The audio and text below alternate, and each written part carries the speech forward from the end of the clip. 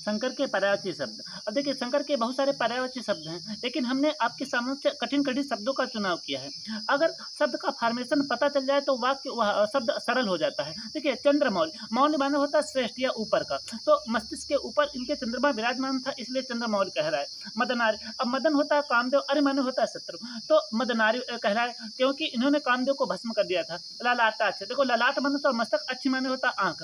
अब जब संधि हुआ तो अच्छ हो गया, तो ललाटाक्ष आपका ललाट पर इनकी आँख थी इसलिए ललाटाक्ष कहलाए। रुद्र यानी बहुत तेज गुस्सा हो जाता था इसलिए रुद्र। अवहड़ दानी का तात्पर्य होता है जो बहुत दानी हो, यानी अपने भक्तों को तुरंत वरदान देते थे इसलिए अवहड़ दानी कहलाए। आशुतोष शीघ्र प्रसन्न हो जाते थे इसलिए आशुतोष कहलाए।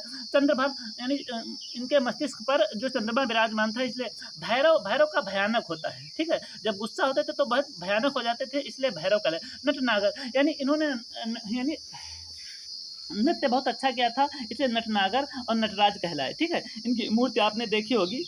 फिर शंभु यानी इस पृथ्वी के भू के सबसे श्रेष्ठ व्यक्ति थे इसलिए शंभु कहलाए, यानी सृष्टि के पालन करता, ठीक है। उमेश, उमा के पति थे इसलिए उमेश कहलाते। उमा प्लस ईश तो उमेश हो गया, ये इसमें आपकी गुण संधि है, ठीक है। फिर देखो पंचानन, इनके 5 मुख थे इसलिए ये पंचानन कहलाए। फिर पिनाकी, पिनाकी इसलिए कहलाए क्योंकि इनके पास एक पिनाक नाम का एक धनुष था और उसको धारण करते थे इसलिए तो पिनाकी कहलाए। फिर भूतेश यानी भूतों के ईश थे इसलिए भूतेश कहलाए, ठीक है।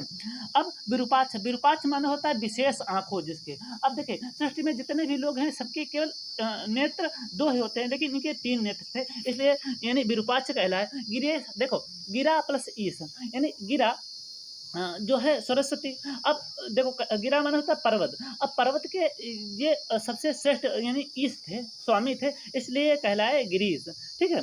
लेकिन यहाँ पर आपका गिरि है, सॉरी गिरि माने होता है पर्वत, तो गिरि प्लस ईश तो ये गिरीश कहलाए, ठीक है। हर हर ये हर हर महादेव आपने पढ़ा होगा, ठीक है।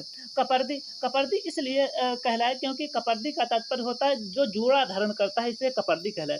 त्रिनेत्र, अब त्रिनेत्र इनके 3 नेत्र थे। गौरीपत यानी गौरी जो है उमा का पर्यायवाची शब्द है इसलिए उसमें पति जोड़ दिया तो गौरीपत हो गया। जैसे शिवा, शिवा भी ये पार्वती का पर्यायवाची शब्द है तो इसलिए कहलाए, जैसे शिवापति लिख के आ जाए तो शिवापति ये शंकर जी का पर्यायवाची शब्द है।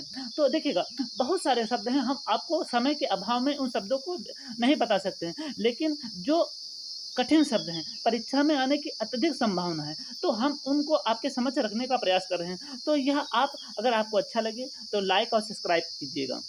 अब देखिएगा ये बहुत ज़रूरी है कि कोई भी वाक्य हो उसका फॉर्मेशन कैसे हुआ हो, तो वह वाक्य जो सॉरी वह